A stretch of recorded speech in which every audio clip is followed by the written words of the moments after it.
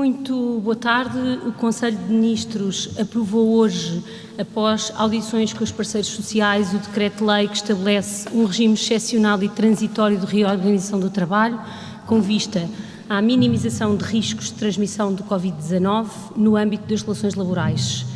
Entre outras medidas, o diploma prevê, nas áreas territoriais que o Governo identifique, no caso desta quinzena já estão identificadas as 2 áreas metropolitanas de Lisboa e Porto, o desfazamento dos horários de trabalho e saída dos trabalhadores, que podem ir de um mínimo de 30 minutos a um máximo de 1 hora. Esse desfazamento face ao horário. Estão ainda previstas a criação de equipas estáveis, assim como a promoção do teletrabalho, sempre que a natureza da atividade o permita. No âmbito do Programa de Estabilização Económica e Social, foram ainda aprovados 2 diplomas na área da habitação, que vêm contribuir para reforçar a oferta pública de habitação. O Decreto-Lei que regula a realização do inventário do património imobiliário do Estado, com aptidão para uso habitacional, e a criação de uma bolsa de imóveis do Estado para habitação. E também o Decreto-Lei que adequa os instrumentos criados no âmbito da nova geração de políticas de habitação e a Lei Orgânica do IRU à Lei de Bases da Habitação. Sobre estes 2 diplomas, o Sr. Ministro das Infraestruturas da Habitação e a Sra. Secretária de Estado da Habitação apresentarão mais detalhes no final. Finalmente, foi ainda aprovado o Decreto-Lei que altera o regime geral de gestão de resíduos no sentido de aumentar o valor a pagar pelas entidades responsáveis pela deposição de resíduos em aterro. O objetivo é incentivar a redução da produção de resíduos, estimular o cumprimento dos objetivos nacionais nesta matéria e desincentivar a entrada de resíduos provenientes de outros países. Vou passar a palavra ao Sr. Ministro das Infraestruturas e Habitação e depois à Sra. Secretária de Estado da Habitação. Muito obrigado, Sra. Ministra. Boa tarde a todos, todas e todos. Nós hoje aprovamos 2 diplomas muito importantes na matéria da nossa estratégia para a política de habitação em Portugal. Um deles regulamenta vários aspectos da Lei de Bases de Habitação, que foi aprovada pelo Parlamento e que careciam de regulamentação. Inclui um conjunto de medidas que permitirão incentivar, estimular a aceleração da execução dos programas. Peço desculpa? Não estou. Não está a chegar à RTP. E não foi de propósito. Medidas para promover a aceleração da execução dos programas, nomeadamente o primeiro direito, mas não só, e melhorias nas condições que são dadas às autarquias para financiamento dos programas de habitação. O outro diploma, que regula a realização do inventário do património imobiliário do Estado, é um instrumento também muito importante.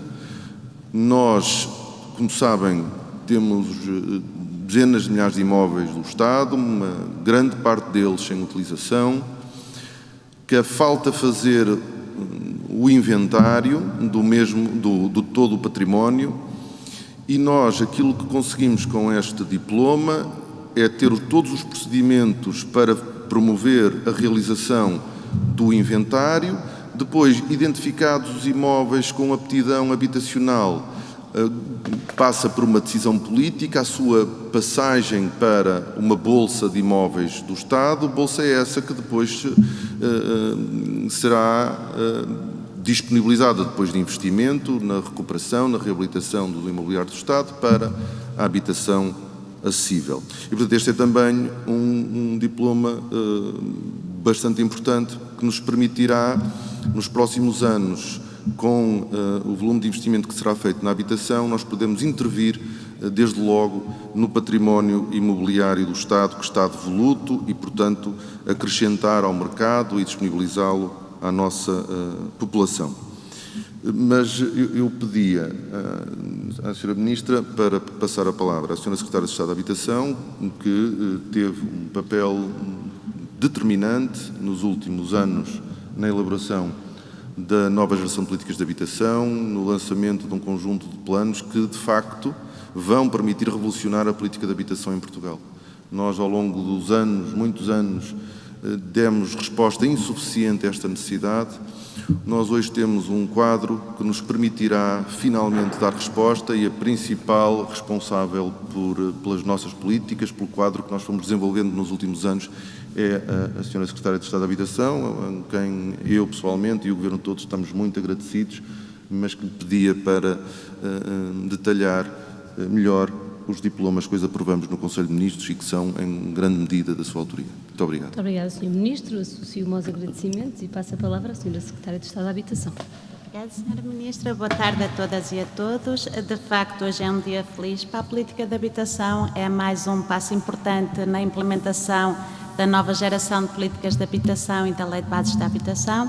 É um dia no qual damos forma e regulamentamos, como disse o Sr. Ministro, a realização do património do Estado apto para a habitação, a forma como deste património se poderão vir a identificar os imóveis que são adequados para disponibilizar habitação pública para arrendamento acessível, em articulação com os municípios, tanto de promoção do Estado como de promoção municipal, e que logo à partida traz um conjunto muito alargado de património do Estado já afeto a este fim, que integra a partir de hoje esta bolsa e que estimamos que na sua globalidade poderá já fomentar a oferta de cerca de 15 mil habitações.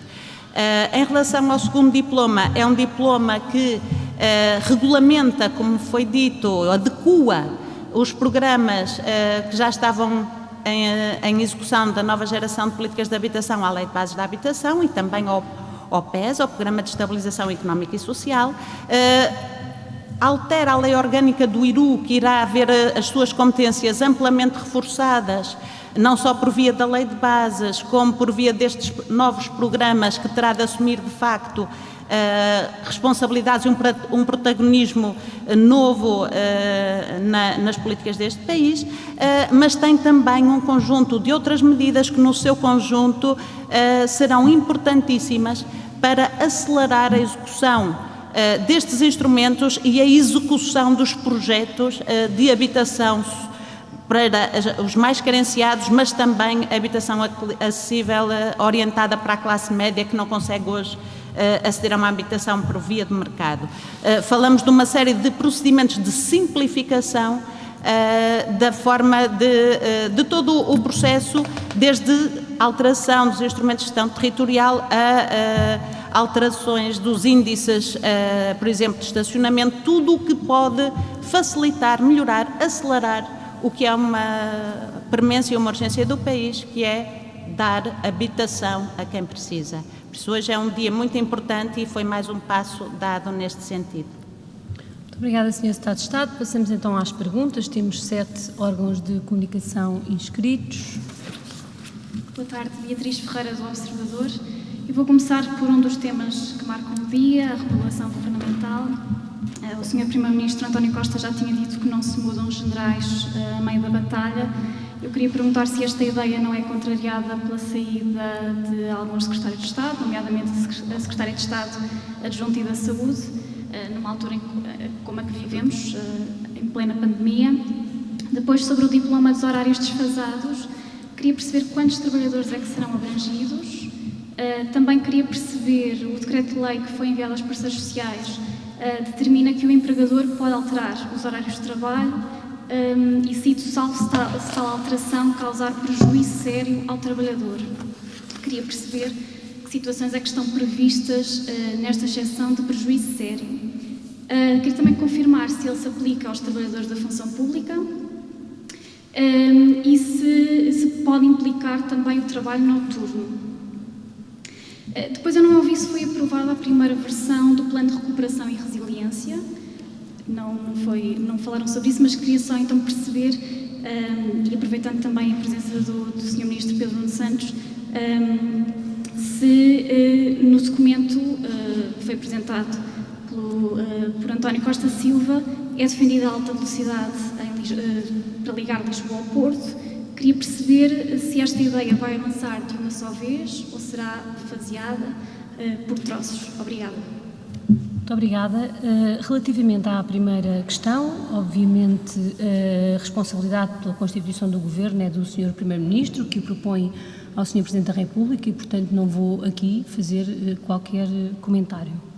Relativamente aos diplomas, ao diploma relativo aos horários desfasados, queria esclarecer que o que aqui está previsto é um desfazamento das horas de entrada e de saída apenas com o objetivo de procurar não acumular as pessoas exatamente às mesmas horas, mas o desfazamento previsto é de entre 30 a 60 minutos. Não estamos a falar de alterações muito significativas nos horários e não estamos a falar de turnos, como também me questionou.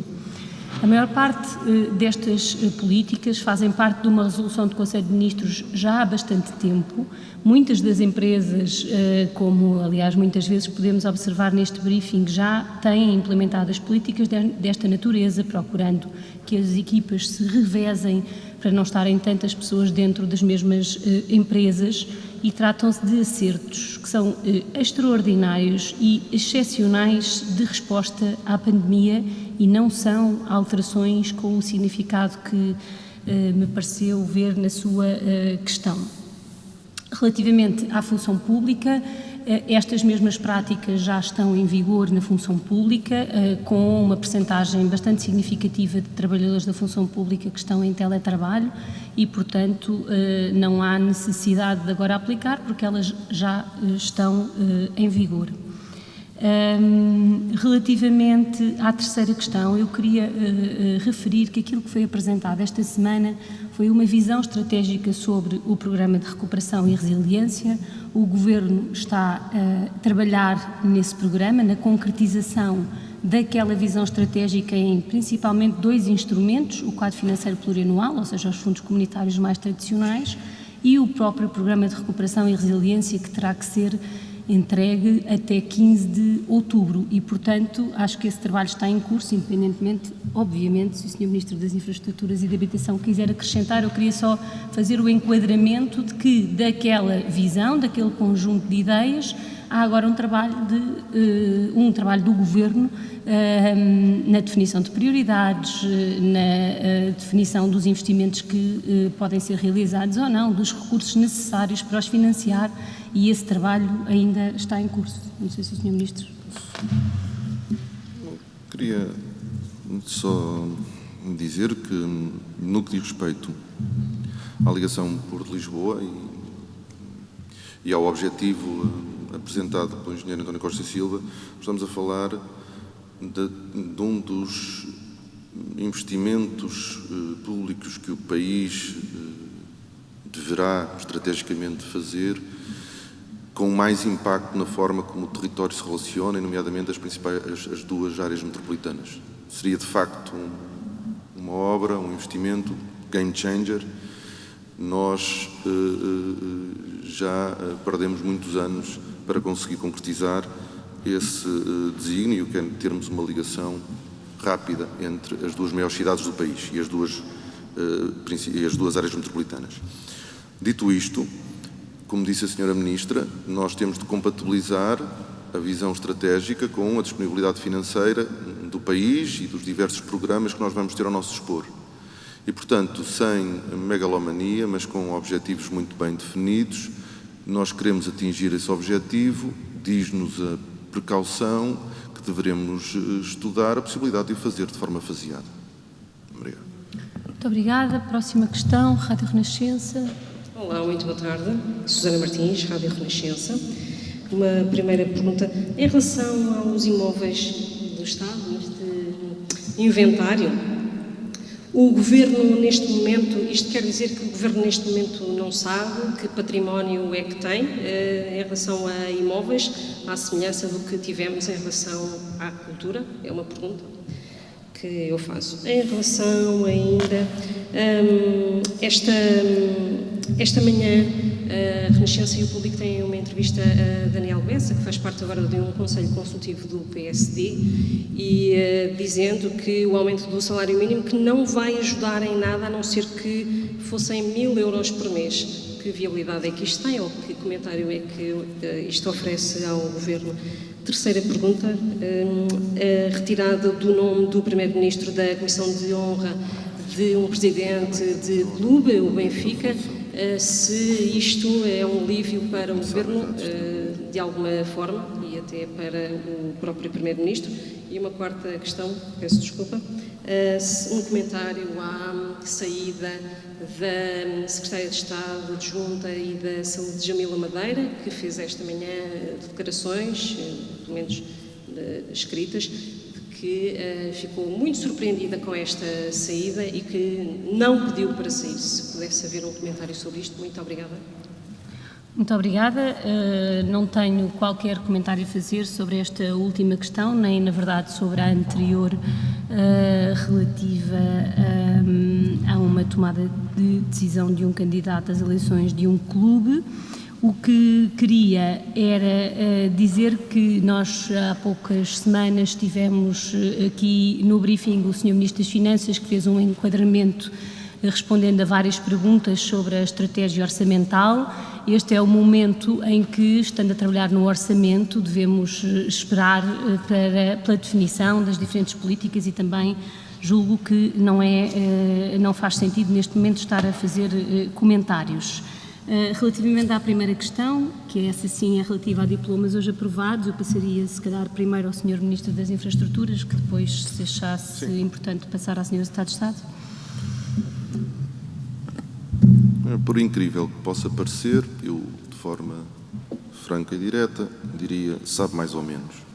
Nós temos tido relatórios da Inspeção-Geral de Finanças que têm relatado isso, portanto, não é nenhuma novidade de que é preciso fazer um trabalho exaustivo no que diz respeito ao património do Estado. De qualquer forma, nós estamos a falar de um inventário do património do Estado com aptidão habitacional, o que implica que se faça um inventário de todo o património, mas o nosso objetivo é identificar aquele que tenha utilização habitacional ou possibilidade de ter utilização habitacional. Esse é um trabalho que precisa ser feito. Nós, neste diploma, obviamente que nós não estamos, quer dizer, nós sabemos, o Estado sabe, um conjunto muito amplo de património, mas a sua situação, a sua condição, quer dizer, a Sra. Secretária de Estado de Habitação pode nos ajudar melhor a perceber as dificuldades, mas nós precisamos de fazer a sua identificação, o seu registro, a identificação daqueles que têm aptidão habitacional, e, portanto, esse trabalho tem de ser feito. Nunca foi feito pelo Estado português e nós queremos fazê-lo de forma sistemática. No diploma que é aprovado hoje em Conselho de Ministros, se repararem, já temos duas listas, são dois anexos com um conjunto vasto de imóveis da Administração Direta do Estado, da Administração Indireta do Estado e do setor empresarial do Estado, onde já estão identificados um conjunto de imóveis que passarão desde já para a Bolsa. O que vai depois acontecendo é uma atualização, à medida que vai sendo feito o trabalho, vamos atualizando a Bolsa à medida que vamos identificando mais imóveis. Isso é um trabalho que vai sendo feito ao longo do tempo. De qualquer forma, já de início, nós temos uma identificação já ampla, vasta, de vários imóveis que vão ser utilizados para este fim. Mas pedi então... Muito obrigada, Sra. Secretária de Estado da Habitação. Muito obrigada. Há diferentes níveis de conhecimento sobre as coisas. Uma mera enumeração de um imóvel não é de todo suficiente para perceber da sua aptidão para a utilização habitacional, como disse o Sr. Ministro. Para dar um exemplo simples, eu penso que qualquer pessoa deve perceber que parte do património do Estado, por exemplo, são antigos equipamentos que perderam com o tempo a sua função e a sua possibilidade de adequar a habitação, tendo em conta as características do próprio imóvel e tendo em conta até o que esteja determinado nos planos diretores municipais e outros instrumentos de gestão territorial, nada disto está feito de forma sistemática. Ou, por exemplo, um terreno, pode-se até conhecer a existência do terreno, pode-se até conhecer os limites do terreno, mas perceber a sua aptidão para uso habitacional e até a pertinência que possa ter essa reformulação de uso são coisas diversas. Ou seja, sem prejuízo de esperarmos poder contribuir para uma melhor gestão do património imobiliário do Estado como um todo e podermos até melhorar o conhecimento de identificação do que existe, a contribuir para esse fim. Não é o objetivo global, o objetivo global é mais restrito à sua aptidão habitacional. O que precisamos nestes imóveis de conhecer é de facto muito mais do que o seu número de matriz e a sua morada. É de facto perceber, dentro do património do Estado, qual é e quantificar a vários níveis o seu potencial para ser um dos caminhos fortes de solução de termos um parque habitacional público capaz de dar resposta às necessidades da nossa sociedade. Muito obrigada. Próxima questão, Lusa. Boa tarde, aqui Irina Melo. Queria perguntar, o prejuízo sério em que o trabalhador pode não aceitar a alteração do horário de trabalho, em que circunstâncias é que pode ser invocado? Queria também perceber quando é que começa o regime a ser aplicado e quais foram as mudanças que vieram dos pareceres que foram aceitos pelo Governo. Obrigada. Muito obrigada. São feitas diversas alterações ao diploma face ao diploma que foi para parecer, clarificando nomeadamente algumas das questões que colocou, porque apareceram não só respostas dos parceiros, como também notícias que davam conta de uma percepção de que as alterações eram muito mais significativas do que aquelas que aqui estavam previstas. O que estamos a falar são de desfazamentos que não podem exceder 1 hora, não podem fazer qualquer alteração no volume de trabalho semanal ou mensal e procuram apenas evitar que todas as pessoas cheguem às mesmas empresas, exatamente às mesmas horas, entrando exatamente nos mesmos elevadores, que corresponde àquelas que têm sido as nossas preocupações de evitar ajuntamentos de pessoas. E, portanto, aquilo que queria dizer é que as principais alterações são feitas no sentido da clarificação destes elementos, da clarificação das situações em que não pode de forma nenhuma ser alterado o horário para pessoas que têm filhos com menores de 12 anos, para pessoas que têm a seu cargo pessoas com deficiência, para grávidas, para um conjunto de situações em que, apesar de ser uma alteração muito reduzida, essa alteração não pode ser feita. Esta gestão feita dentro das empresas também permite que as vidas se possam organizar em função de outras alterações que foram feitas, da abertura dos estabelecimentos comerciais, dos próprios horários das escolas e, portanto, aquilo que aqui fazemos é procurar definir em que condições esta obrigatoriedade de desfazamento de horários se aplica. Não se trata de nenhuma alteração de turnos, nem nenhuma dessas dimensões mais que afetariam mais a vida dos trabalhadores e essas são as clarificações que aqui são feitas. E é isto. Muito boa tarde, Pedro Esteves, da RTP. Resta-me uma questão sobre o desfazamento dos horários. A concertação social, patrões e sindicatos queixam-se do Governo não ter dado tempo para a negociação. Patrões dizem que não querem alterar horários caso isso traga mais custos. Os sindicatos não aceitam alterações unilaterais. O que é que o Governo vai levar dia 30 à concertação social em concreto face a estas queixas? E tenho só outra questão sobre o plano de resiliência, só para perceber, o Governo vai concluir o plano até 15 de outubro, portanto até à data final, é isso? A 15 de outubro é que teremos o plano. Obrigado. Sim, até à data final estará entregue o plano.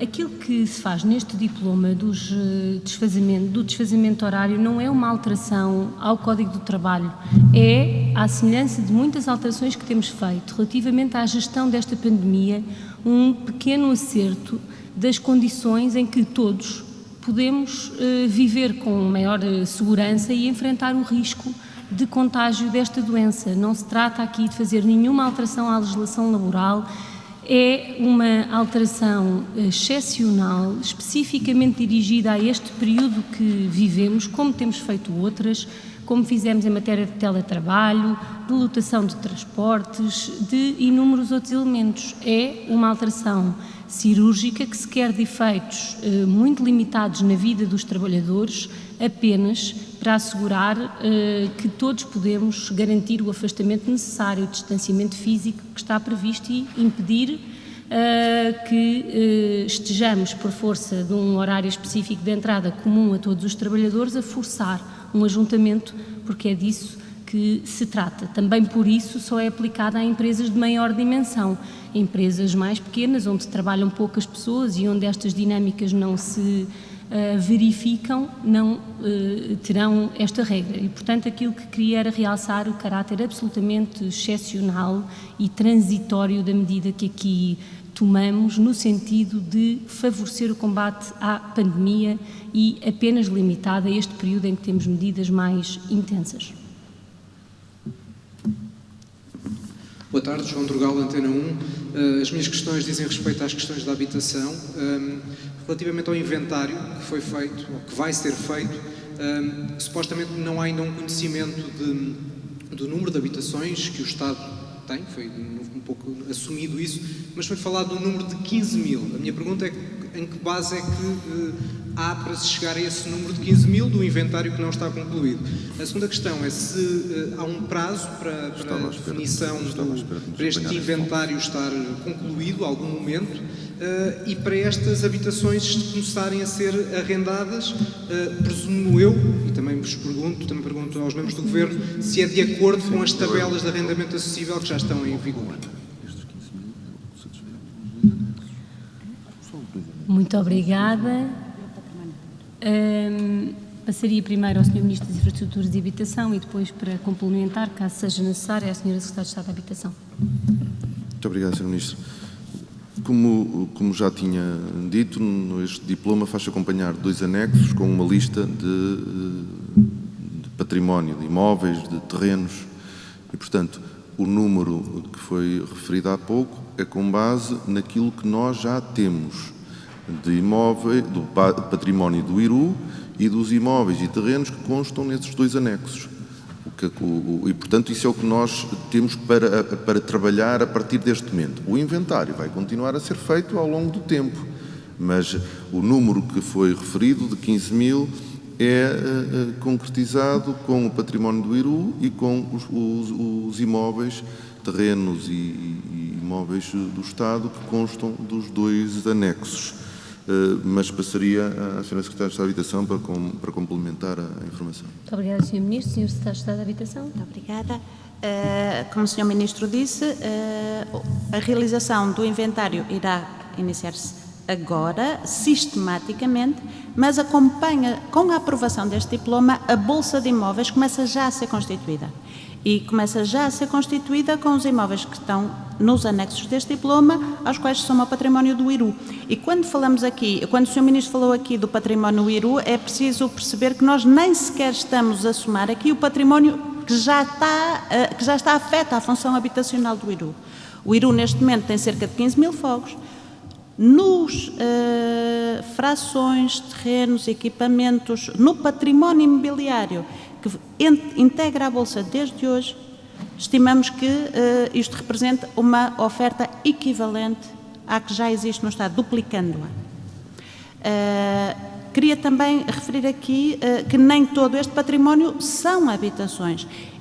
Existem habitações nesta listagem, frações, antigas casas de função, existem habitações com obras pequenas que possam muito rapidamente ser colocadas no mercado, mas existem hospitais, existem terrenos para construir, ou seja, não há uma data em que todos estes imóveis possam estar no mercado, porque se alguns com pequenas obras de conservação e reabilitação poderão a curto prazo, em menos de um ano, chegar ao mercado, há um conjunto deles que, pela natureza da intervenção urbanística, dando um exemplo, o programa habitacional Almada Poente, que precisa, é um pedaço de cidade, não é uma fração, é um programa que, tudo a correr bem, demorará vários anos até estar integralmente construído. Neste momento já estão os projetos em curso para uma parte, mas são projetos de longo prazo. Queria também referir que o limite máximo da renda que será aplicado na Bolsa de Imóveis do Estado para a habitação é o limite do programa de arrendamento acessível, mas podendo ser aplicados regimes inferiores, como o arrendamento apoiado, a renda condicionada, porque dependendo, digamos, do público-alvo e do que seja pertinente naquele território para praticar, isso pode ser adequado, nunca poderá ser superior, mas este diploma faz uma alteração estrutural também, que é todos os imóveis habitacionais arrendados do Estado, mesmo que não integrem a Bolsa, que sejam arrendados por outras entidades do Estado, passam a ter como limite máximo de renda, máximo, pode sempre ser inferior, o arrendamento acessível. E isso é outra mudança estrutural que este diploma faz. O inventário decreta a Lei de Bases de Habitação, terá anualmente de ser apresentado à Assembleia da República. Não se vai conseguir, na primeira vez que isto seja feito, estar feito integralmente para todo o património do Estado, vai sendo feito, mas ele não para porque o próprio património do Estado é dinâmico. Ou seja, a Lei de Bases determina que anualmente terá de ser apresentado o relatório do património do Estado apto para uso habitacional e começamos hoje. Muito obrigada, Sr. Ministro das Infraestruturas e Habitação. Queria só fazer aqui uma clarificação, porque às vezes depois há confusão de números de habitações e de fogos de diferentes programas. Nós estamos aqui a falar, como temos repetido, arrendamento acessível. O que é que estamos a dizer? E nós estamos a falar de imóveis para a população de rendimentos médios.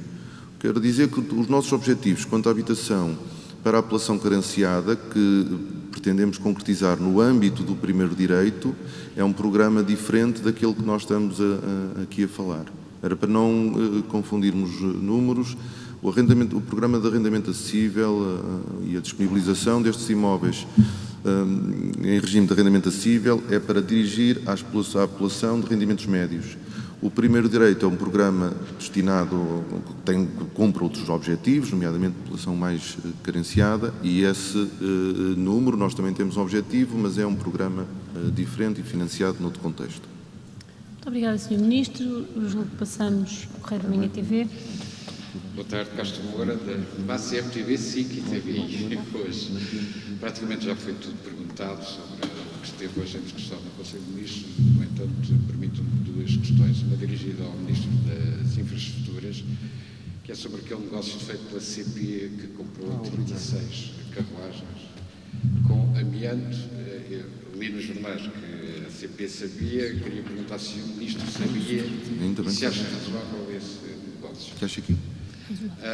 A segunda questão é, as presidenciais estão na ordem do dia, foram lançadas várias candidaturas, nomeadamente de uma militante do PS, e gostava de perguntar se o facto de saber quem apoia quem no Governo em relação às presidenciais pode pôr ou não, evidentemente, em causa a coesão interna do Governo. Obrigado. Muito obrigada. Relativamente à segunda questão, não faremos qualquer comentário. Esta é a conferência de imprensa do Conselho de Ministros e é para tratarmos daquilo que foi aprovado, eventualmente de questões correlacionadas com as decisões que estamos a tomar. Relativamente à primeira questão, o Sr. Ministro das Infraestruturas e da Habitação queria responder. Agradeço, aliás, a pergunta, porque o nível de desinformação, apesar dos esclarecimentos que já foram dados em público sobre os mais variados temas, impressiona. A CP não é só a CP sabia, nós sabíamos, quer dizer, a Renfe não escondeu nada de ninguém. Nós estamos a falar de um procedimento técnico fácil, a remoção do amianto é um procedimento técnico muito fácil, nós já o retiramos da maioria das carruagens, todas as carruagens estarão livres de amianto até ao final do ano, com todo um processo de controle e certificação que está previsto na lei e que garante essa remoção. Nós estamos a falar de um país que não compra, quer dizer, estamos a falar, gostava eu, um país que não compra material circulante há décadas, com exceção dos alfas, que já mesmo assim já têm 20 anos, E nós estamos a comprar, não é? E estamos a comprar material, sim, usado. Nós ainda não somos... nós vamos, no quadro dos novos programas, ter a oportunidade de comprar material circulante novo, mas o material circulante novo, que já não é comprado em Portugal há muitas décadas, quero lembrar, demorará sempre alguns anos a chegar, não há comboios em stands ou em stock. Demorará sempre 4 anos ou mais a chegar novo material circulante. E as necessidades são reais e sentidas desde hoje. E como é que nós lhes damos resposta? Damos resposta com material circulante usado que estava disponível para ser vendido. Como sabem, a nossa bitola só é partilhada com Espanha e, portanto, o único mercado onde nós poderíamos ir comprar material circulante é a Espanha. Nós compramos 50 carruagens para fazer longo curso e carruagens que permitem atingir 200 km/h e compramos 50 carruagens por 1.600.000 euros. É feito um investimento em cima na reparação das mesmas, antes de elas serem colocadas ao serviço, e um dos procedimentos, o mais fácil, é a remoção do amianto. E, portanto, quando pergunta se é razoável, não, é mais do que isso. Fez-se um bom negócio, compraram 50 carruagens que vão estar disponíveis à nossa população, e esse facto é que é verdadeiramente relevante. O resto não era conhecido da CP, era conhecido de todos, nós, deles, e não foi por isso, também já agora, se interessar, não foi por isso que a Renfe vendeu as carruagens, não é? Porque elas circulavam lá. Vendeu-as porque tem equipamento, tem material circulante a mais. E nós tivemos ali a oportunidade de fazer um grande negócio e disponibilizar ao povo português 50 carruagens. Portanto, não só é razoável, como foi um excelente negócio que Portugal fez. Muito obrigada, Sr. Ministro. Julgo que vamos para a última pergunta, desta feita do ECO. Boa tarde, não sei se me estão a ouvir bem. Sim. Em relação ao desfazamento dos horários, o diploma enviado aos parceiros sociais, julgo não indicava como devem ser constituídas as equipas em cada um dos horários diferenciados. Queria perguntar por isso qual será a dimensão máxima das equipas segundo o decreto que sairá do Governo. Perguntar também como deverão ser organizados os horários das refeições, se aplica a mesma regra do desfazamento dos 30 minutos ou se não. E perguntar qual é que é o período de vigência deste regime, se será reavaliado a 30 de setembro com o estado de contingência, se esta medida se vai manter enquanto se mantiver o estado de contingência ou não. E, por fim, queria perguntar-lhes quantos trabalhadores é que o Governo estima serão abrangidos por esta medida. Obrigada. Muito obrigada. Eu julgo que é importante termos noção do que é que aqui estamos a definir. E o que aqui estamos a definir é uma prática que já hoje acontece na maior parte das empresas, que é a ideia de que no momento em que muitas pessoas estiveram em teletrabalho e depois regressaram aos seus locais de trabalho, desde esse momento definimos que deviam ser feitas as adaptações necessárias aos horários, à constituição, por exemplo, em casos em que as empresas trabalham por turnos, as pessoas que estão dentro de cada turno, as empresas já trabalhavam turno, serem mais ou menos sempre as mesmas, que é para se saber exatamente quais são os contactos de quem, e portanto estamos a falar de recomendações que fazemos há muito e que agora achamos importante instituir no sentido de enfrentar esta fase de regresso ao trabalho e de regresso às aulas. Não se estipula neste decreto-lei nenhuma regra específica sobre a dimensão das equipas, tal não faria sentido, porque naturalmente dependerá sempre da dimensão de cada empresa, da atividade em concreto que se desenvolve nessa empresa, e cada caso, nesse aspecto, é um caso. Também uma empresa que possa ter uma parte dos seus trabalhadores em teletrabalho e a outra a trabalhar, naturalmente o desfazamento horário, o desfazamento de permanência no mesmo espaço também está feito por via dessa regra, entretanto já definida. E, portanto, aqui convém não dramatizar no sentido de estarmos aqui a fazer uma grande alteração, mas apenas um pequeno acerto para evitar ajuntamentos. E, portanto, as perguntas muito específicas sobre quantas equipas, como, são dependendo de caso para caso, da dimensão da empresa e também do tipo de atividade, porque há atividades onde é mais difícil fazer desfazamentos ou ter só metade das pessoas a trabalhar, desde logo numa linha de montagem, onde, como é evidente, cada parte desse processo tem que estar a trabalhar. Agora, seguindo a mesma lógica que estamos a definir no caso de outras atividades, a ideia de que as pessoas que trabalham ao mesmo tempo são sempre as mesmas, para depois, caso exista algum caso, saibamos quais as pessoas que estavam no mesmo momento, no mesmo espaço. Essa é uma regra importante de combate à pandemia e é essa que aqui está definida. Eu não sei dizer o número de trabalhadores, eles são necessariamente os trabalhadores das empresas com mais de 50 trabalhadores que não tenham já, neste momento, estas regras instituídas, como é o caso de muitas empresas, entre as quais as empresas onde trabalham as senhoras e os senhores jornalistas e muitas das pessoas que nos estão a ouvir. Já é a prática que neste momento existe e que aqui se institui com as regras que fazem parte do combate à pandemia, de evitar ajuntamentos. E, portanto, é neste sentido que o diploma é feito e na versão que será publicada são clarificadas algumas questões levantadas pelos parceiros sociais. Muito obrigada. Período de vigência, desculpe. O período de vigência é enquanto durar o combate à pandemia, à semelhança de outros diplomas que temos aprovado neste sentido. O que acontece é que em cada quinzena são definidos os territórios em concreto em que faz sentido que esta regra exista. Neste momento é só nas áreas metropolitanas de Lisboa e Porto, porque são os sítios onde estes ajuntamentos, nos transportes ou nas empresas de maior dimensão, devem ser evitados. Se a evolução epidemiológica ditar outros territórios onde possa fazer sentido, quinzenalmente, na resolução do Conselho de Ministros que quinzenalmente aprovamos, esse acerto será feito. O período de vigência é enquanto durar esta necessidade de combater de forma severa a pandemia. Eu diria que até haver ou uma vacina ou um tratamento eficaz, sabemos que viveremos nestas regras excepcionais. Muito obrigada.